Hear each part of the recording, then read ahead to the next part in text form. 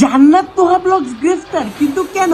আমি আপনাদেরকে বলতেছি, আপনারা বেশিরভাগ মানুষই তাদেরকে চিনেন 3 মিনিট 21 সেকেন্ডের মধুময় ভিডিওর জন্য।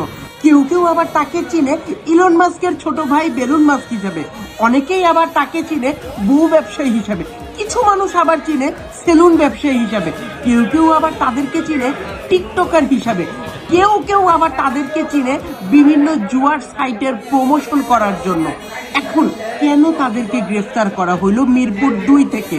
গতকাল পুলিশ জান্নাত তোহা ব্লগসকে তাদের সেলুনের এখান থেকে গ্রেফতার করে থানায় নিয়ে আসে। এর কারণ হলো জুয়ার সাইট প্রমোশন করার জন্য। এর লেগে কই ভাই, তোমরা দেখতেছো প্রত্যয়হীন সব বিভিন্ন মানুষ গ্রেফতার হয়েছে এসব জুয়ার সাইট প্রমোশন করার জন্য। তোমরা কেন এসব জুয়ার সাইট প্রমোশন করো? এছাড়াও তো তোমাদের ভালো ইনকাম হয় না? এরপরেও মানবে না, বেশি ইনকাম, এক্সট্রা ইনকামের দরকার।